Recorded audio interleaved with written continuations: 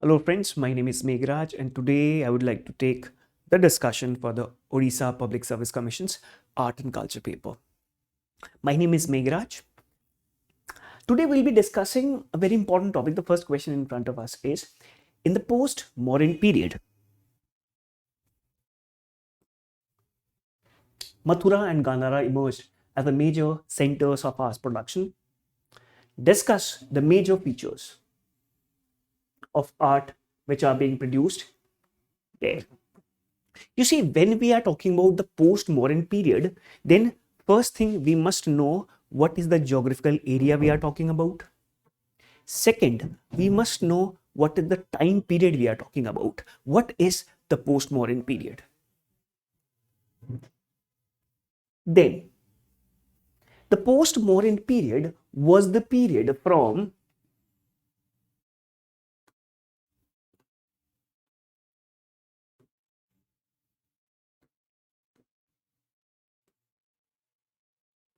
200 BC till 300 AD. I repeat, the post-Mauryan period, where do we see the inception of Gandhara and Mathura architecture is 200 BC to 300 BC. That's point number one.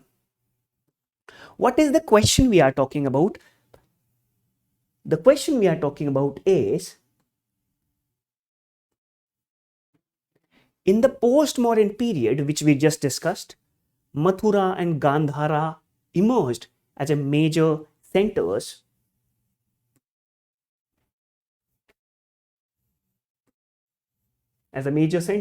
of art and production. Discuss the major features of art which are being produced. So there are two uh, divisions of this.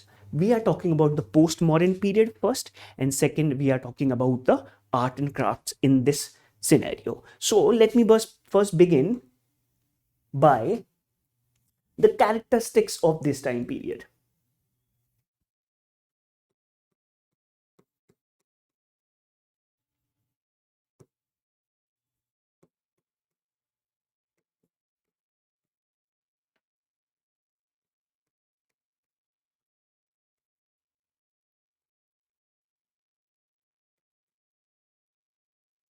So this time period which I've written on my back signifies a lot of things.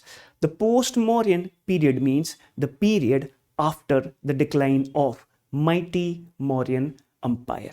Mighty Mauryan Empire ruled from the mid of 4th century till 100 AD BCE.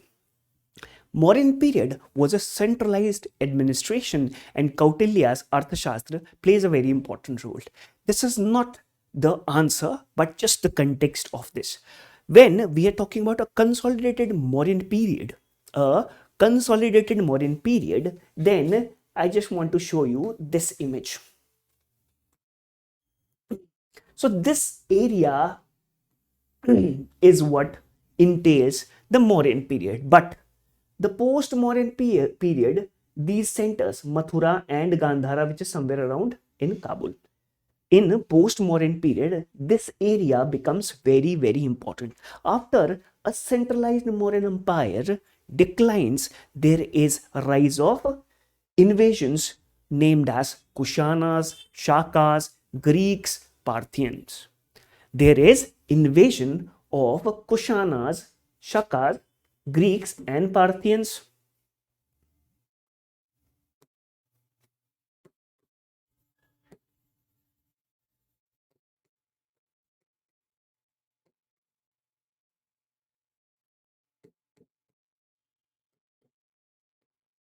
So these people come to India in 2nd century BCE and influence the kind of trade and commerce, influence the art and architecture and the culture of India. So this is asking about that.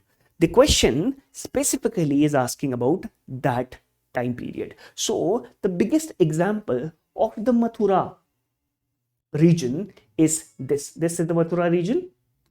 So they established their sovereignty, their empire till the Mathura, and this is where we see the time period of a post-Mauryas. So one thing is very important over here.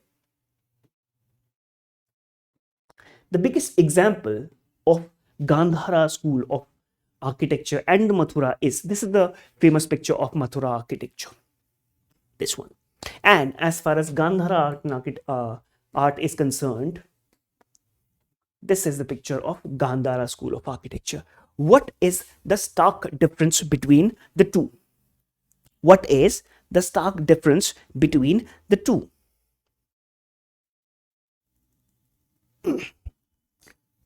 So the difference between the two is, this is the images of Vishnu. Post-Mauryan period is very important for certain things. One, we are talking about in this answer, we will be writing specifically after, in the introduction part. First thing first, the intro part.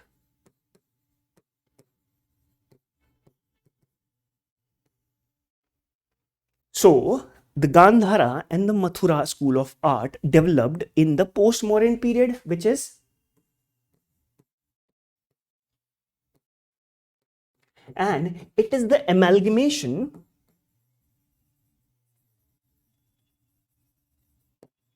of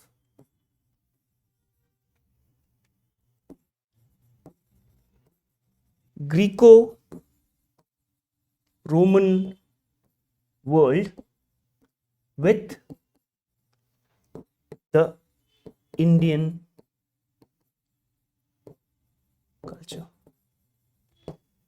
Gandhara and Mathura architecture emerged as a culture of production because it was an amalgamation of the two cultures. One was the Greco-Roman Saka culture, Parthian culture, and second was the indigenous culture.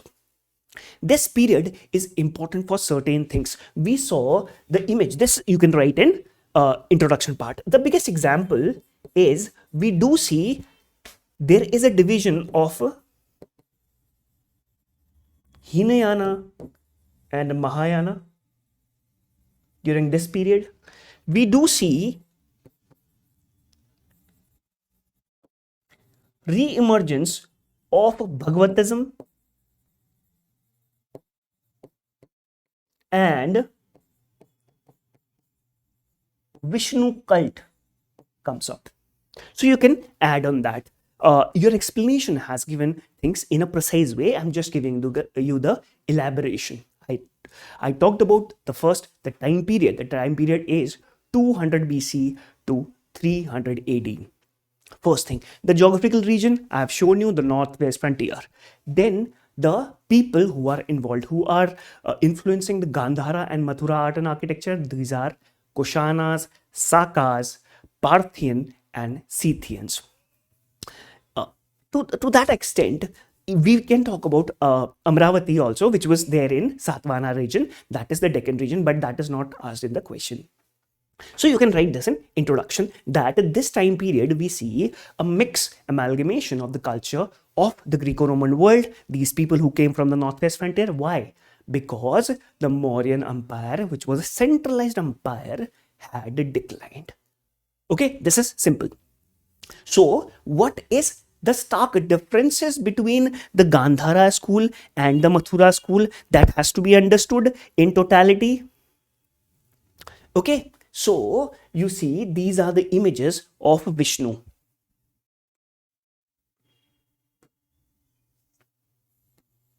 Okay, so these are the images of Vishnu, which is the characteristic of the Mathura school. Okay, these are the images of Vishnu, which are the characteristic of Mathura school. And as far as Gandhara school was concerned, this is the image of the Gandhara school. The Gandhara school, which is in the northwest frontier. In the northwest frontier, we see the influence of Greco-Roman world like Kushanas, Shakas, and we see there is a direct link between the art and architecture of Greece and the art and architecture of India. This mix of cultures, I'll show you. So the Gandhara school, in the main, you can write, this is the main body. In the main body, I'm talking about Gandhara school. So in the main body, in the Gandhara school, you can say that it was influenced by Greco-Roman art. Their hair were kind of curly. Their body was well crafted.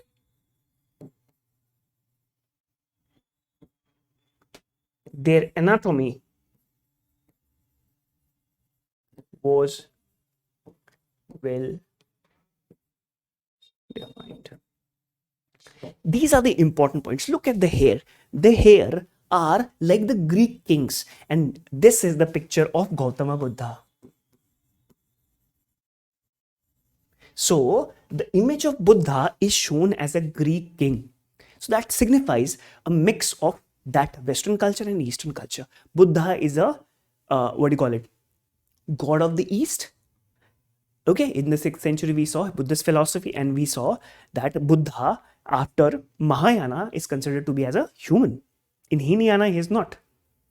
So this is the image of Buddha. Look at the body posture, hair, nose. So this is the typical characteristic of the Gandhara school of architecture. If I would like to add certain things, we see a lot of monasteries and stupas are also seen.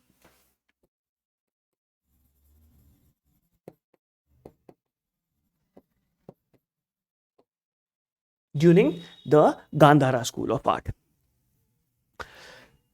So we also see the portrait of Buddha. So both the images are the images of Buddha, and look at the difference. I'll show you the difference. Please take a moment and have a look at these images so that you can have an idea. The body is well defined. The nose is pointed. The mustache is well grown. Hair are curvy. The posture is very good, like Greek kings or like Socrates.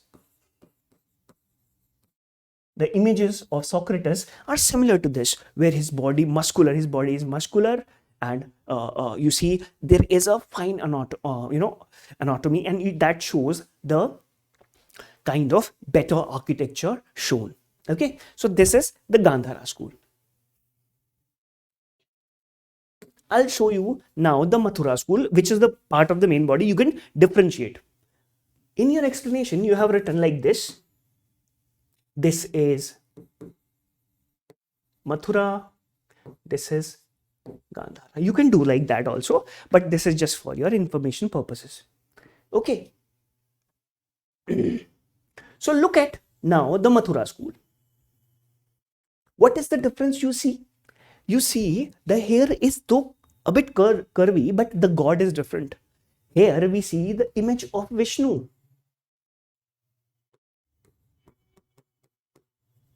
And Shiva. He is having a halo.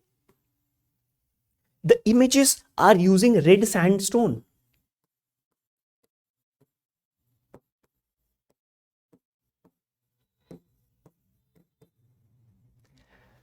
And these things are not crafted as we have seen that craft.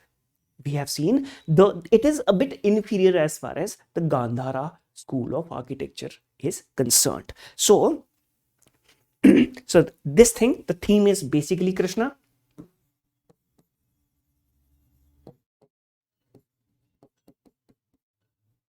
And Vishnu. Because this time onwards we see, this is the famous picture of Vishnu. So, and this is the area where we see headless Kanishka. So we saw the images in red sandstone, we saw the images of Vishnu, we saw the images of Kushana king Kanishka. Okay, so this is the characteristic of that. As far as the beauty is concerned, the Vaishnava natural beauty is shown. Shiva Mukhalinga is shown. That's what you have seen in your explanations. And we saw a great use of jewelry or ornaments. Okay, great use of ornaments is shown. These are the kind of ornaments, because if you do not see these things, you will not be able to understand and differentiate as far as mains examination is concerned. So that is the difference between the Gandhara and the Mathura school. Though in Mathura school, the Buddha's images were modeled in the line of earlier Yaksha, which is a tribal deity. And Mathura school used basically the local sandstone, which is not used by Gandhara school. Okay, so you can conclude.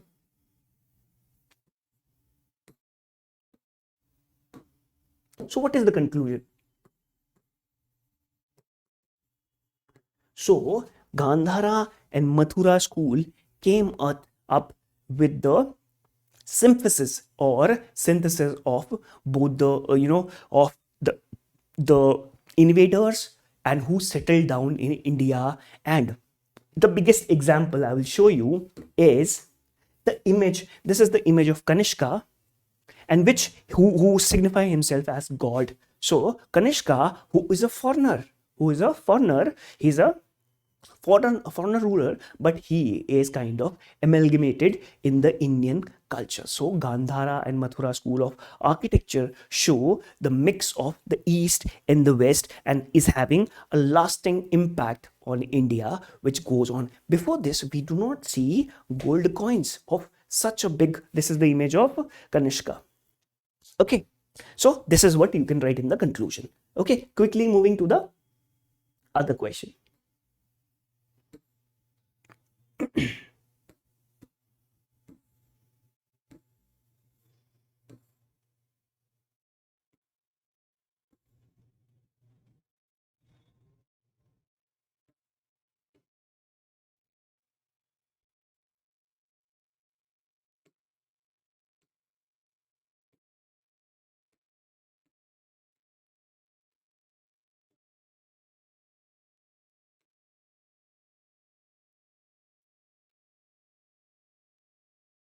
Okay,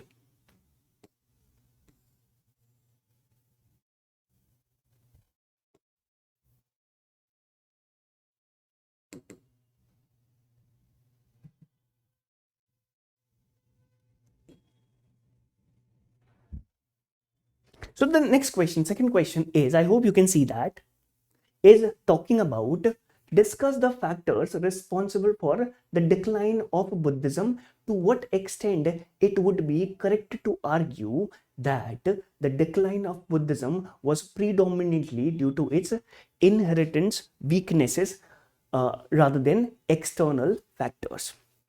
I repeated the question. Discuss the factors responsible for Buddhism.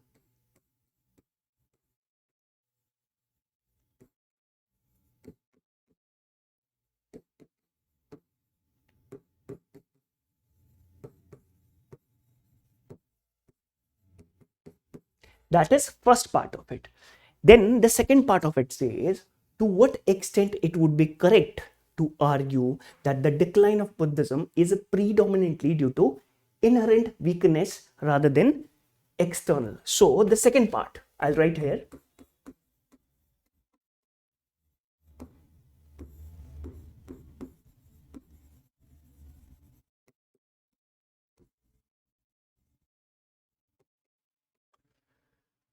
I'll write it part 1.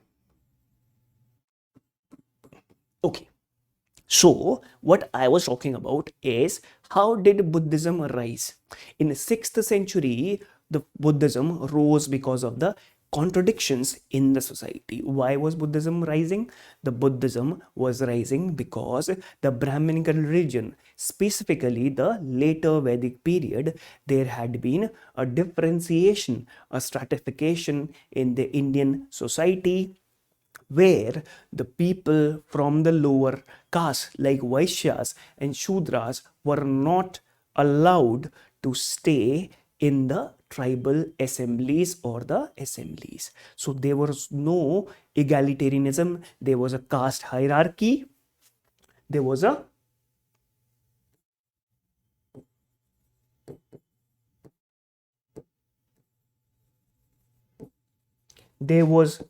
exclusion, and Buddhism somewhere or the other opened the avenues for the kind of people. So that is the reason for the rise of Buddhism. Now it will be very easy for us now to understand that what led to its decline. What led to its decline is what is the reason. The first very important reason is they started following Brahmanism. Okay, they started following the Brahmanism.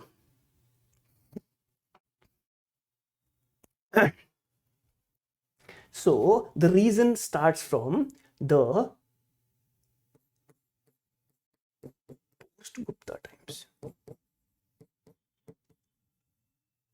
That is from 550 century AD.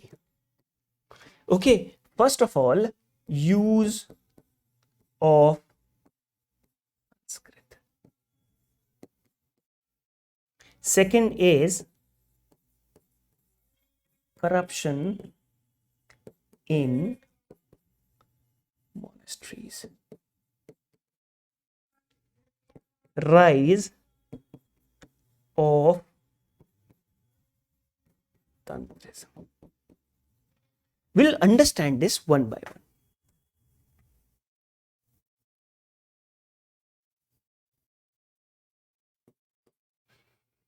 The first thing I talked about, the reason for the rise of Buddhism was use of Pali language. Earlier, they were using Pali language or Prakrit language. But now, in to get more legitimacy, to get more higher ranks in the society, after first century onwards, from the times of Buddha Ghosha, they had started using the language which was Sanskrit. Now Sanskrit was not understood by a lot of sections in the society. A lot of sections like Vaishyas, Shudras and Chandalas, like the lower rank people who were earlier following Buddhism, now were not understanding what Buddhism is saying. Buddhism is also equated with the kind of a democratic religion. But in 6th century onwards, after the post-Guptas, where we see re-emergence of Hinduism was using the common people's language. Kalidasa with his folklores like Raghuvamsam and a lot of books like Ritu Samhara and Malvika Agnimitram, and not to forget other books of Sanskrit, was making all the people of the society understand the nuances of Hindu religion. Rama, Vishnu, Shakti cult were becoming more democratic. Lot of tribal people were getting into Hindu fold. Unlike Buddhism was kind of becoming more elitist. There was rampant corruption in the monasteries. People were taking the Buddhist monks who earlier was living a simple life, were now living a lavish life. What is the reason? The reason is simple. The reason is kind of a Brahmadeya grants. Brahmadeya grants means the grants given to the monks and Brahmins. The people, the kings of Vakatakas, Vakatakas and Guptas were kind of contemporaries. These people were giving lot of land grants, lot of money to these monasteries, leading to rampant corruption in those monasteries, and which ultimately led to its decline. The third important point is rise of Tantricism, which was using Sanskritic literature, Sanskritic, entourage. So this was something which was not acceptable to the lower rungs of the people, though Buddhism had always become an elitist this thing. Okay, so this is one part of it. And ultimately, the final thing, the internal weaknesses, this is the first part of it. You can talk about rise of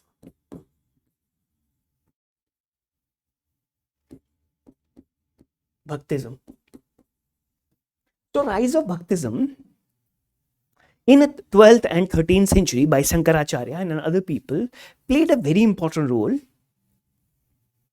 in the decline.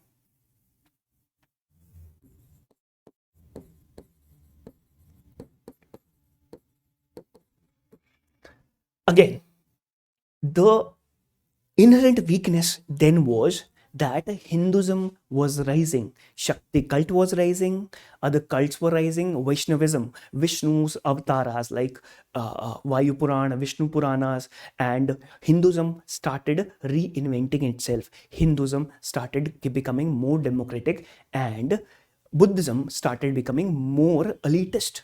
Use of lavish grants, use of Sanskrit, and a lot of corruption. So all these led to ultimate decline. On top of that, in South India, we saw rise of Bhakti cult or Bhaktism. Bhaktism, which was democratizing.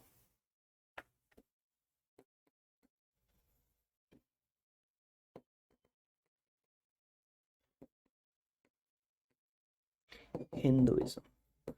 Bhaktism was democratizing Hinduism, and Hinduism started rising from 9th century onwards. There were more tribal people who were becoming followers of Shakti, of Vishnu, of and because Vishnu himself is considered to be a deity who was born raised by a lower class or lower caste people. And the whole cult is similar like that. So this was something a very important point you can mention. And in the end, you can talk about that the final nail in the coffin, or you have written those things, is the Buddhist Bhaktism, but the inherent weaknesses of the what do you call it, Buddhism led to its demise. And what irony that Buddhism has been a very dominant religion in Tibet.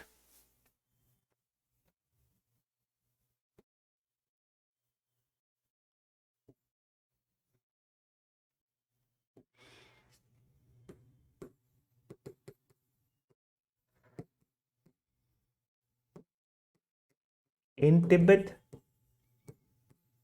in Southeast Asia, in Sri Lanka, we can see. Okay. Then next question we have is a very important question which talks about what are the key elements of Buddhist Mughal architecture. Well, I hope I'll write it down. Question number 3: key elements of Mughal architecture is the third question.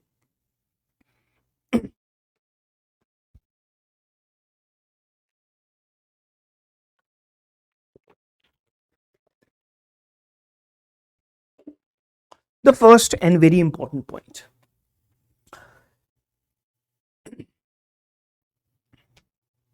Let me show you how it pans out.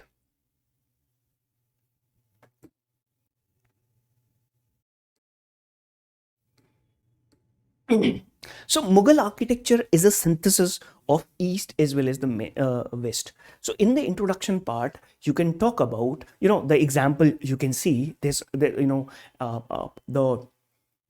one picture has more than 1,000 words, as they say.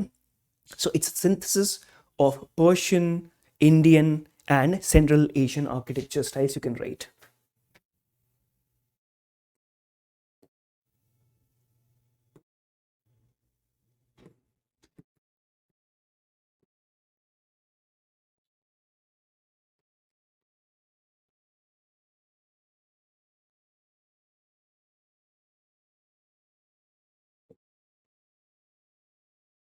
So, what are we talking about? The Persian style. One thing I would like to make a disclaimer is what is the Persian culture? The Turks or the Mamluks or other people before this, the slave dynasty, the Lodis who came here, they were very much influenced by the Persian civilization, the Persian this thing. On top of that, they were asking and they were taking legitimacy from the caliphate. In this context, let's understand the thing. One of the very important point, which is the domes, the minarets, the petradura, use of geometry, use of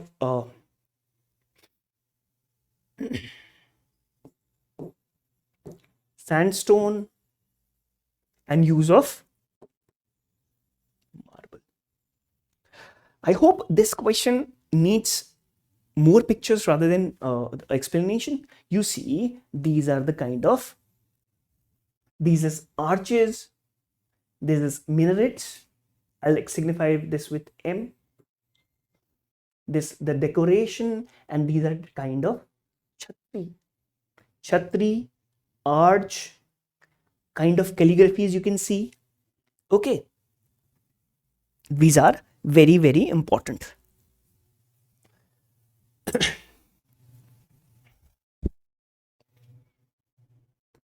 I'll come to this. Let me first show you other words. So then we have a very important point, which is the kind of chhajja work and the kind of, intricacies inside this. Intricate ornamentation and arches. You see, this is the kind of typical Persian style of architecture.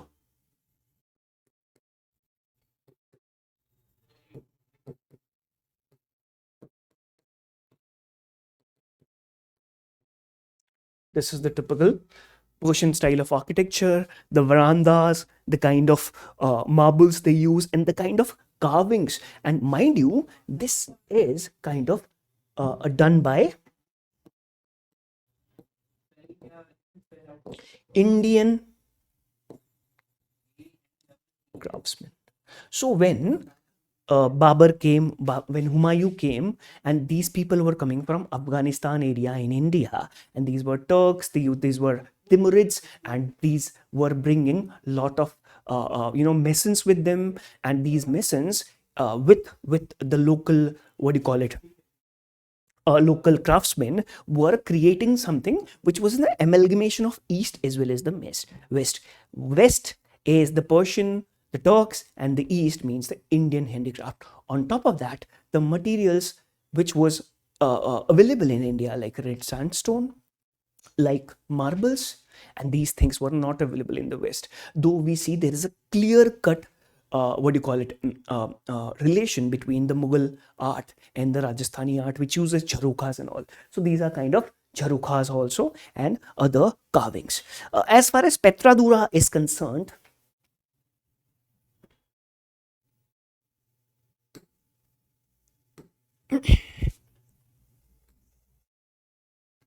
this is rich Petradura. Petradura are kind of use of precious semi-stones like lapis lazuli and others. So this is Petradura.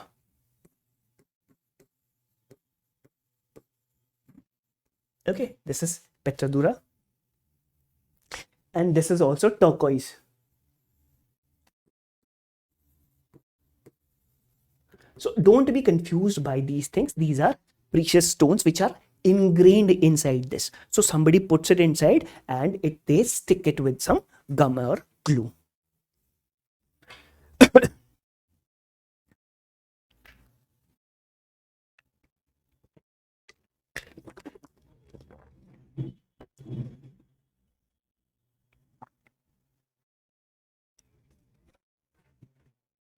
Okay, you look at the kind of symmetry they are using. There is a kind of symmetry where we see this minaret is equal to this minaret, this area is equal to this area, and these have a raised platform.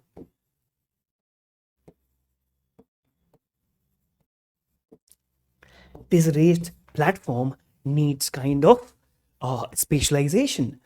You see, the people who have been working were working in Persia also, who were been working in other parts of the world also. On top of that, the kind of geometrical work that of course shows that they had a great sense of geometry also. Very important.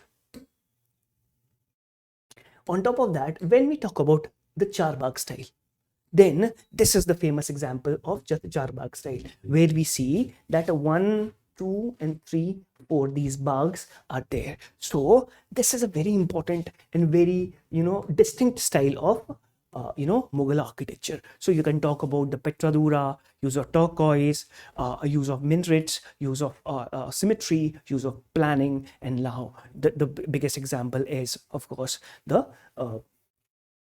grand buildings they have made. Next question is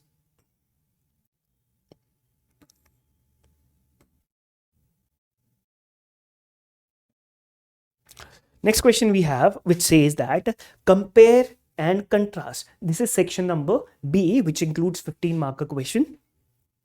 So this says that compare and contrast the Indus Valley civilization with other civilizations like Egyptian and Mesopotamians.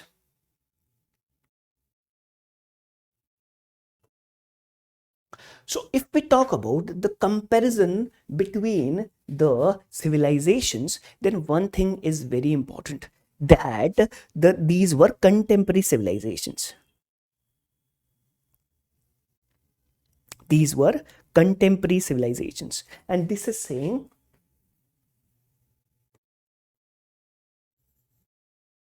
compare and contrast. That means you have to show the positive sides also, and you have to show the other side also, which is not negative, but which is something which was the differences between the two.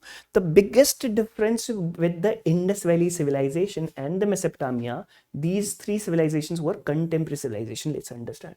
The biggest difference is the Indus Valley civilization were using burnt bricks, and Mesopotamia civilization were using only bricks. Let's look at the time period first. The time period is roughly around 3300 BC till 1900 BC. And when I'm talking about the Mesopotamia civilizations, this is also similar. So IVC and Mesopotamia and Egyptian civilizations are kind of contemporary civilizations. That point number one. These three had similarities of urban planning, advanced technologies, complex societies, and religious beliefs. When we talk about the Indus Valley civilization, so this civilization and the other civilizations which are contemporary like Egyptian and Mesopotamia are kind of urban planning civilizations. These were using well-organized cities, grid-like patterns, and advanced sanitation system. I'll show you.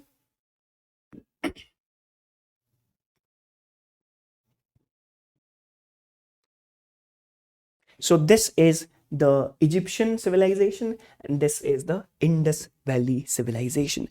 There are sort of big monuments. There are sort of kind of urban planning, because why do we call some civilization as an urban civilization? Urban civilization entails a lot of things.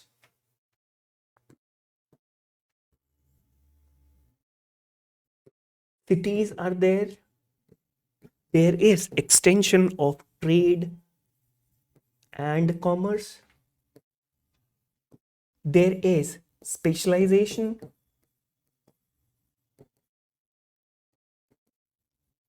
Or craft specialization.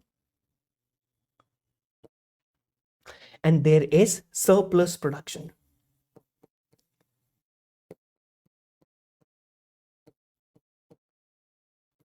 Okay, there is surplus production. So both for Indus Valley civilization, they had in Banwali, in Kalibangan, in Lothal, in Rakhigadi, they had more production of wheat, barley, lapis lazuli, turquoise, which they sent to the Mesopotamia, and they used to get the precious stones, gold, silver, and other things from there.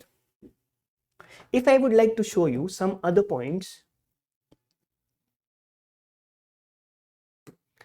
is sorry, then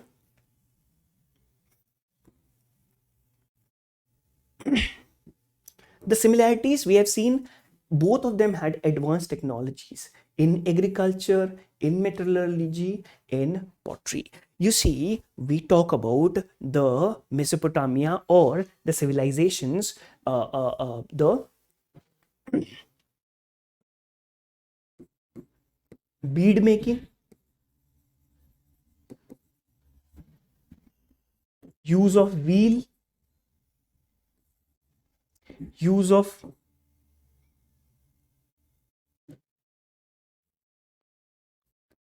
ceramics. Ceramics is potteries. So we do realize that if we see things like that, there must be some specialization, some advancement in the pottery making and in other things. As far as complex society is concerned, there is a kind of hierarchy. I just give you the example by this, that in upper mound, you see, this is the upper mound, there might be a person who must be a king, a person who must be a person who must be upper ranks of the society. The people who would be living in these must be from a good stature, and the people who are living in the lower towns must be laborers, must be merchants, and other people. So there is a clear cut differentiation in both the civilizations. Okay, if we talk about these three in contrast, then see urban planning. They had a well planned in Indus Valley civilization, similar to Egyptians as well as Mesopotamians. As far as writing is concerned, there is a difference where Egyptians were writing in pictorial format with Indus Valley civilization, but the Mesopotamian civilizations, the system was wedge-shaped marks. As far as social structure is concerned, in the Indus Valley civilization, the civilization was relatively egalitarian. What do you mean by egalitarian? Egalitarian means there was no class differentiation. We do not find any source which signifies that there is a caste system. So the people are differentiated on the basis of their what do you call it, work rather than on their caste. As far as Egyptian society is concerned, it is a highly stratified society. We have given you the example of the king and the slaves. So of course, if there is a slave, there is a king, there is of course a hierarchy, and similar is happening is in the Mesopotamian civilization also. As far as religious beliefs are concerned, we do talk about the mother goddess,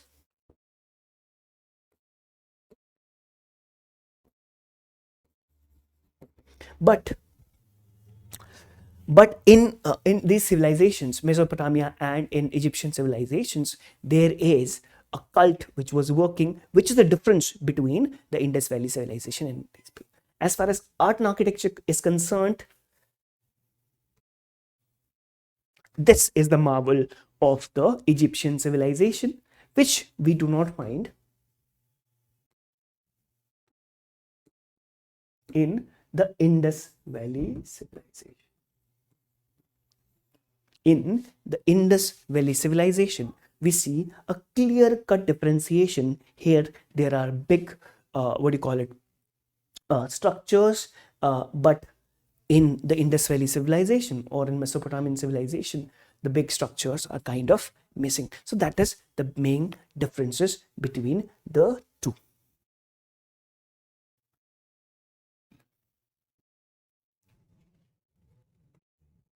Okay, then moving on to the next question.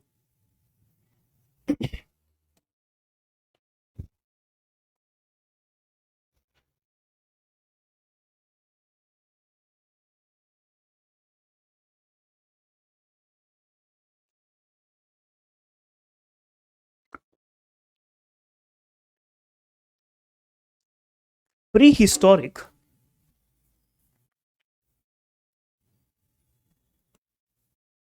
prehistoric rock art paintings are significant source of to understand the cultural and history.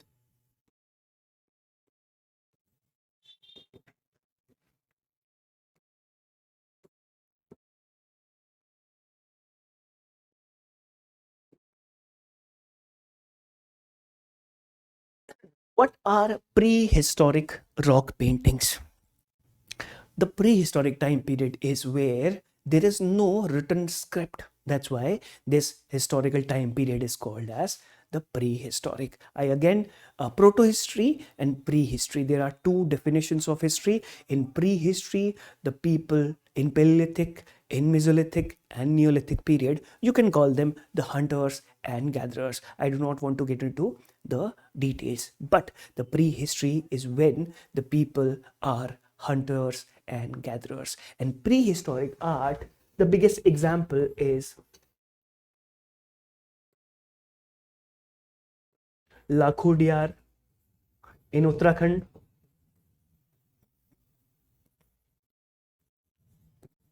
Bhimbetka in Madhya Pradesh, Kurnool we have other, and Jogimara in Madhya Pradesh. These are the biggest examples you can write. So the prehistoric paintings are the ones in the introduction you can write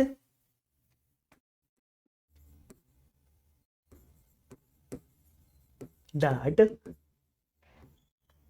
this is the time period where there was no written script and the people would emote, will show their emotions through images, pictures. These are important for certain purposes for the interpretation, reinterpretation of the human society. First thing, this you can write in the introduction. Some of the important things you can write in the main body is this. Some of the examples are Lakhodiar.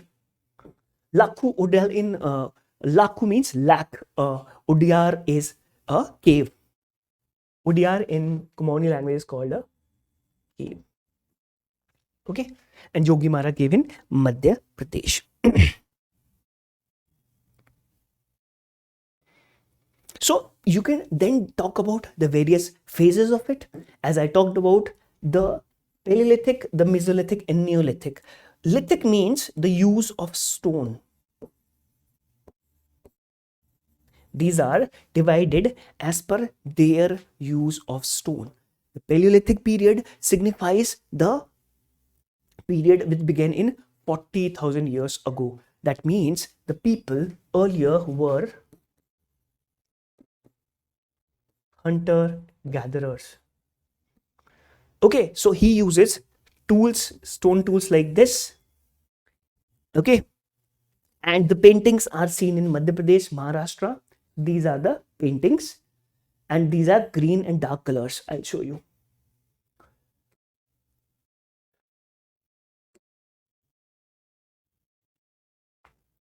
Okay, this is Yogimara painting. So this is what you can see, these things. Okay,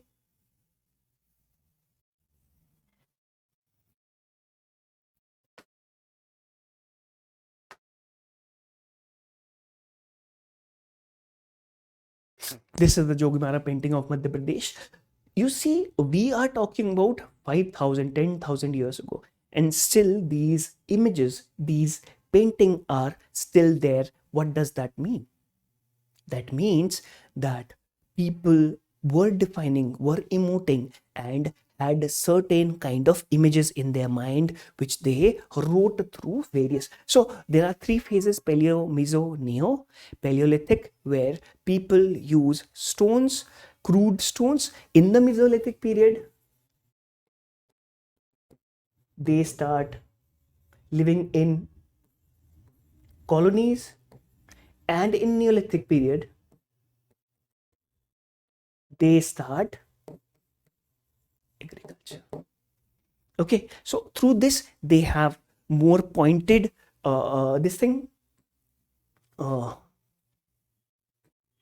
weapons. So this is about Upper Paleolithic. Then if we talk about the mid Paleolithic or Mesolithic, it dates back to around 10,000 to 8,000, and it is of red color paintings. I've shown you the paintings of Bhim, what do you call it? This is Paleolithic, this is Mesolithic painting.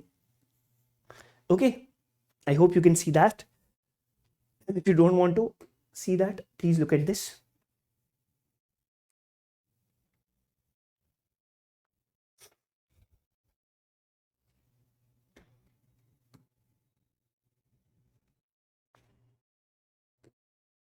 Okay, so the social life is equality between old young women. Okay, hunting scenes are predominant. You can see these hunting scenes are there. And as far as Chalcolithic period is concerned, Chalcolithic is the period where we see use of copper. Copper is seen in Belan Valley, is in Madhya Pradesh. Very important site. Examples are in Maharashtra, Narsimgarh. Paintings depict spotted deers dying.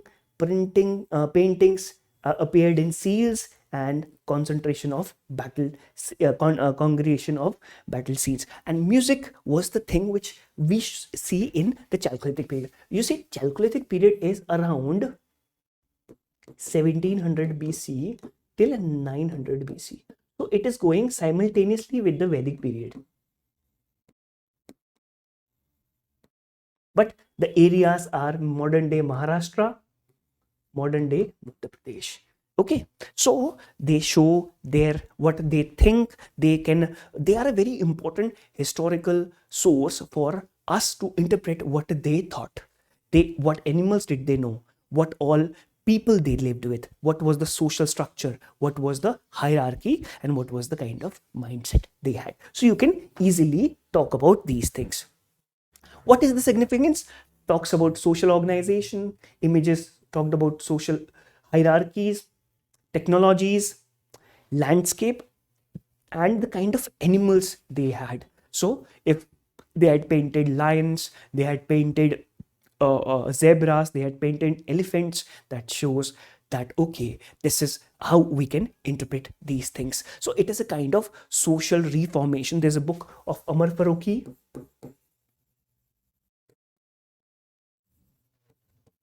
which talks about social formation, and he talks about the social formation in greater length. Okay, that's how you can conclude. Then we have question number 3. This is a very important for the state, your states. I'll just take a moment.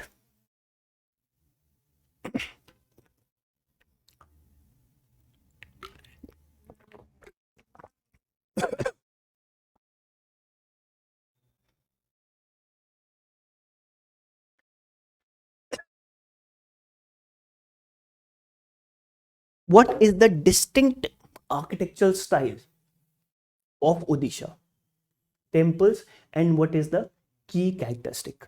You see, when we talk about the what do you call it, North Indian Nagara style, this is the subsection, also called as Kalinga style, is a subsection of Nagara style. Okay, so let's look at it with an example. The biggest example is these temples, Lingaraja temples in Bhubaneswar. Then we have Chitrakarni temple in Bhubaneswar. We have Sun temple of Konark. We have Konark temple. So look at the rich carvings. So we'll talk about these things in the answer format. So in the introduction, we can talk about the basics of it. Okay, so it consists of Rekha Devla, Pida Devla, and Kakhara Devla. This is Rekha style, Pidha style, and Kahara style. So these things are certain very important characteristics you can talk about. This is a broader, this is a kind of triangular, and this is kind of typical Nagara style.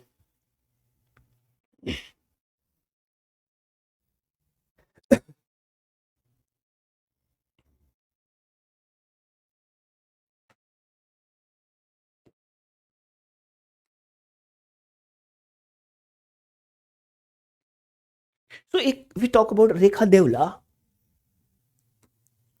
Rekha Devla refers to the linear alignment, and it is tall curvilinear shikara that rises gracefully over the sanctum, that is Garbhagriha. So Garbhagriha is the area where principal deity is.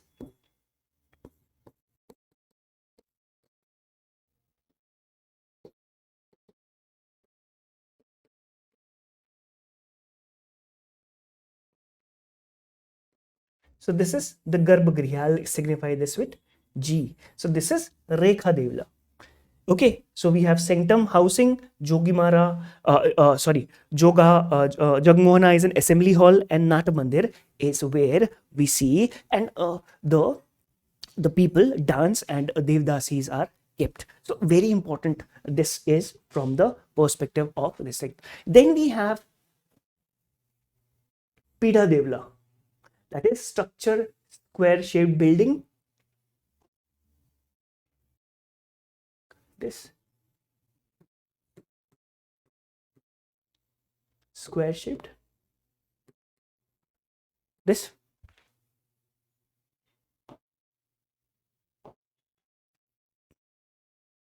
and its pyramidical roof from a series of progressive smaller horizontal ties, and purpose is used for outer hall such as Jagmohana and Nat Mandir. Why is it used? Because it can have the congregations, it can have what do you call it, Devdasis can stay here, dance can happen, and other congregations can happen over here. Then we have a very important, the example is of course Konark Sun Temple.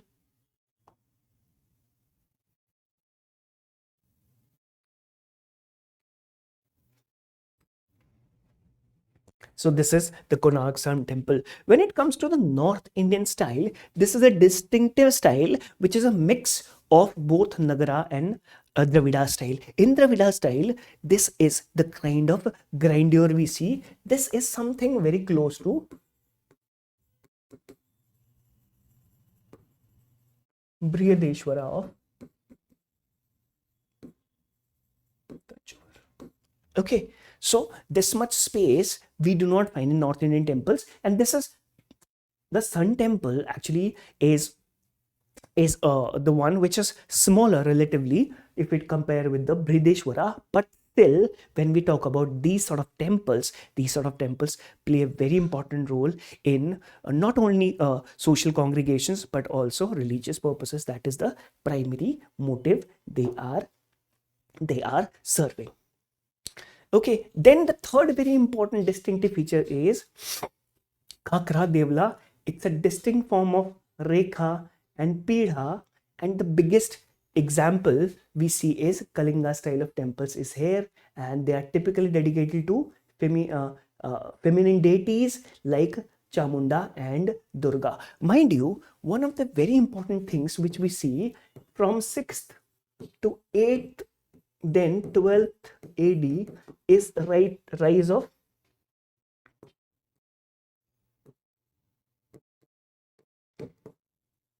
Shakti cult. So the rise of Shakti cult also engulfed tribals in the Hindu fold. We saw, I gave you the example, how in 8th century we saw that the people of the people who are following Buddhism are staying away from Buddhism. It has relations with the rise of the Shakti cult, which emerges and engulfs and encourages the people in Jharkhand, in Bihar, in Odisha region, and these people are the ones which are following that. On top of that, not only the tribals, the people who are, because the whole concept of a bhakti in the east is about equality, about giving, it's rising above the what do you call it, social differentiation. So these are the type of things you can easily talk about. This is a regional thing you can easily found, and this is a symbol of artistic elegance. This is a symbol of national unity, and what else is more beautiful than this?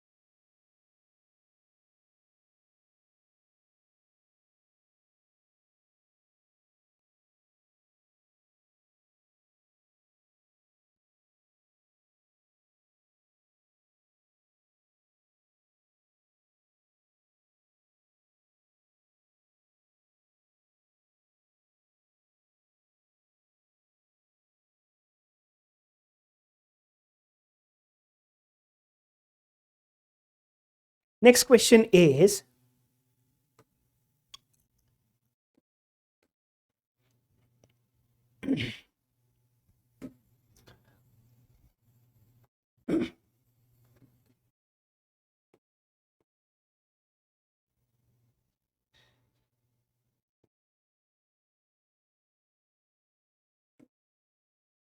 what is the role of Jagannath cult? What is the role of Jagannath cult in bhakti movement?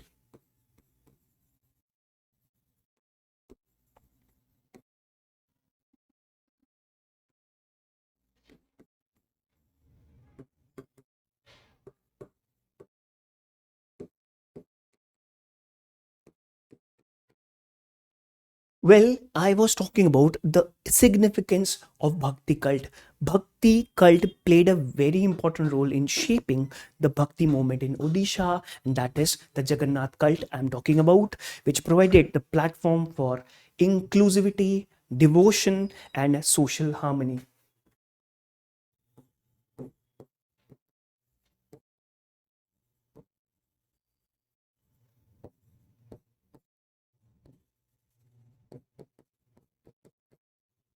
You talk about any Bhakti movement, we talk about Kabir Panthis, we talk about Nath Panthis, Eknath, we talk about Eknath, we talk about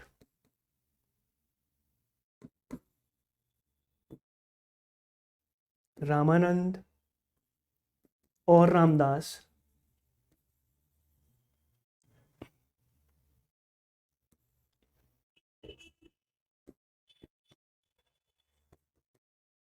The concept is same, that is the equality among people, and there shouldn't be the differentiations between Hindus, Muslim. There should be differentiation between the upper caste and the lower caste. So Jagannath cult is something which symbolizes inclusivity. You can write in the first part of the answer.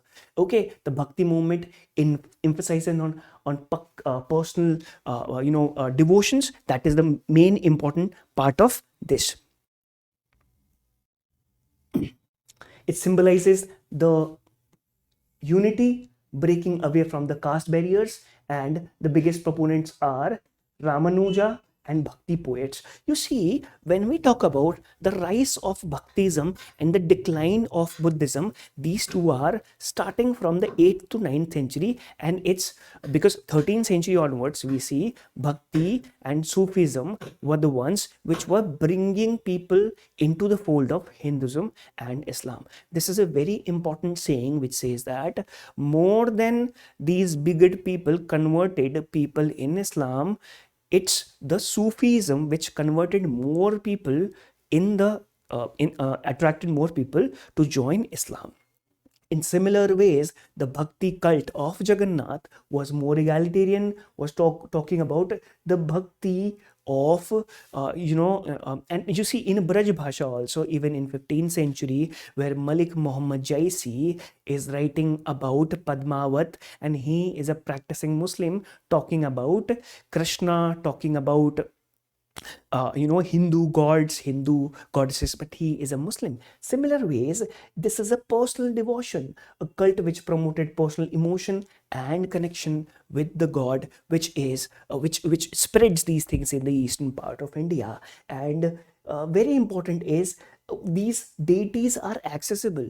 A lot of people say that the bhakti of Krishna is not even in India; it is also very famous in the Western world. Then in Odia literature, Jagannath cult inspired numerous Odia poets such as Jayadeva and Jaganath Dasa. And what is the contribution?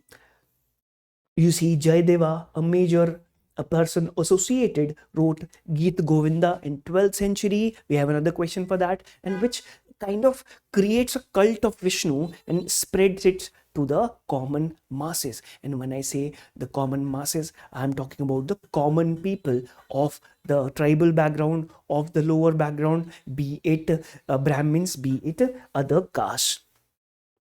So this has to be understood. And the very important point is Chaitanya Mahaprabhu, a key figure of Bhakti cult in the East.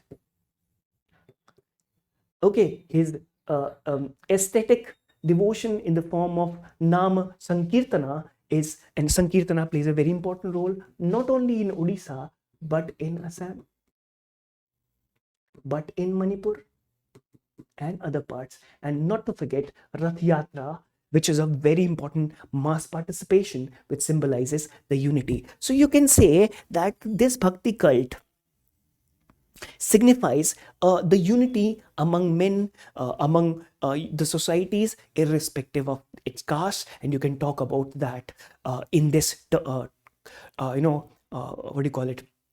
Uncertain times. We need to have this bhakti spirit within ourselves, where there should be a equity among the people. The next question is about how do Odia festivals reflect the rich heritage and tradition.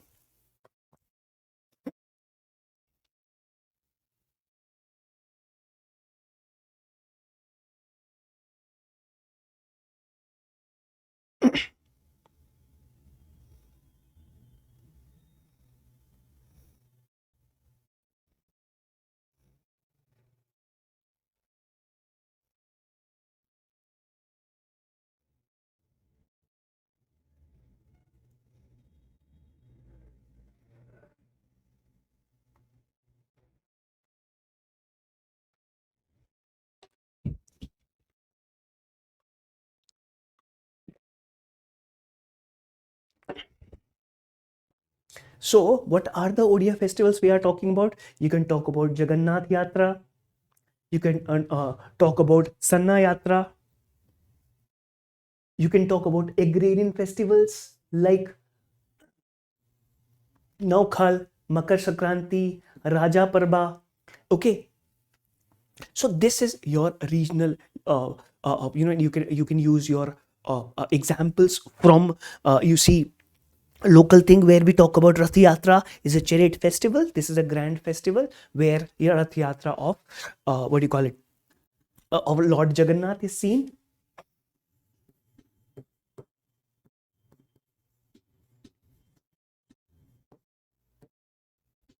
Okay, on Makar Sankranti, we celebrate Makara Chautha, a newly harvested rice, jaggery, and sesame offered to gods, mark the transition of sun into Capricorn, sorry.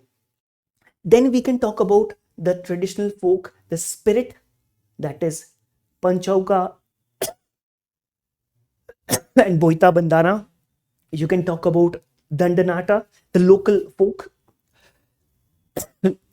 Not to forget the very important festival and cuisine, that is Durga Puja, which celebrates the Kali, the cult of Kali, Bali Yatra, Pita Parba, and religious harmony and spirituality of Durga Puja, Ganesh Chaturthi, and Saraswati Puja. You can also talk about the tribal festival, that is Parab tribal festival, which is there in your explanation also, Karma festivals and Maghe Prabhas. I hope you understand more of these things than me, because you are the people who are living there. But just to give you that, you have to mix the regional flavor you are using these things day to day, and you can mix it with the national this thing. Okay, so a lot of festivals, a lot of cults are religious to agriculture, related to agriculture, related to religious devotions, artistic traditions, and cultural practices. So you have to mix it and put it in the answer. Then, question number 6 is significance of work of Jayadeva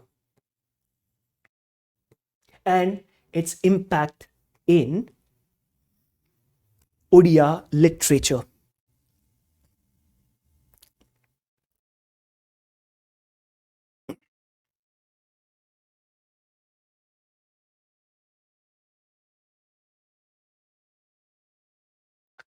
The most important work of Jayadeva is Geet Govind. You can start with that. You also write that Geet Govinda was written in Sanskrit.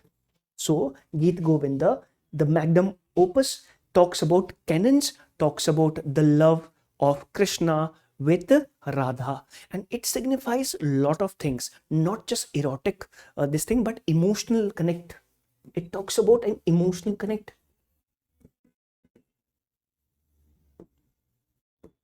This connection you can easily see in the Mirabai also. We can talk about Malik Muhammad Jaisi.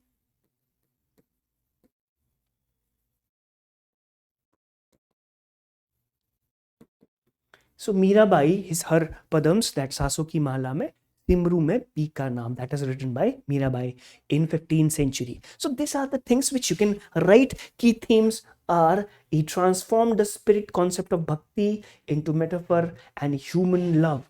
The love of Radha and Krishna symbolizes not the physical love, but the love which is emotionally attached to each other. This has to be understood.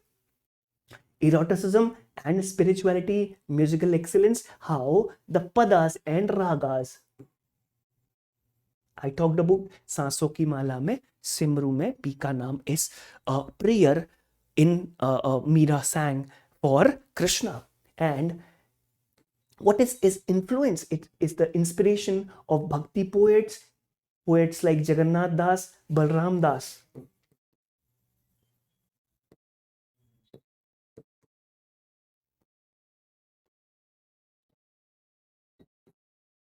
And others drew inspiration from Jayadeva. His portrayal of Krishna and Radha is something. You see, when we often talk about Krishna and Radha, we do not look at it from an egalitarian perspective, where a person from a king's family is marrying, having along with a person who is of a lower caste, and he himself, Krishna, is raised by a lower caste family.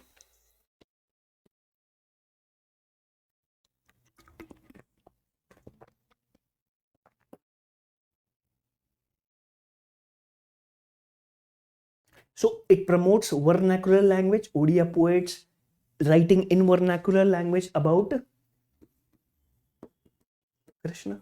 So Then we have people like Sarladas. You can talk about Sarladas, whose Odia Mahabharata talks about this narrative.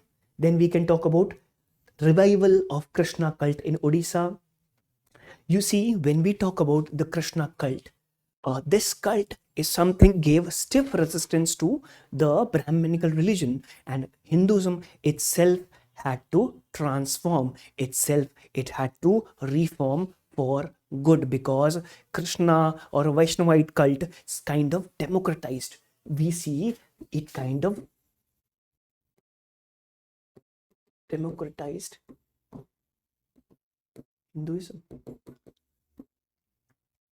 It had impact on the language, local folklores, and other things. So this has to be understood in totality, where we see that the language, the kind of cults used by these people had long-term implications for the society, for the culture, for the people in our society. And you can talk about these things in general. Okay. So a lot of songs, Odia songs, are talking about the Geet Govinda and these things.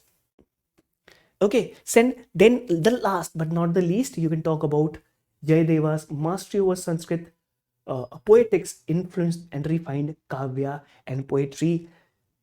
His images, metaphors, and rhythmic beauty of Geet Govinda set high standards for people. You can talk about these things in a regional flavor, also talk about the regional people who influenced and wrote in Odia language, which is a classical language. So it not only inspired the bhakti cult in the East, it inspired the bhakti cult in Pan India. And you can talk about in the conclusion that how democratization, I've talked about the music, the literature, and spirituality.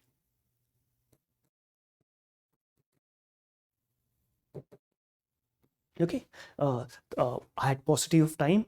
Please excuse me if I've gone a bit faster in the last section, but this is it. Thank you so much.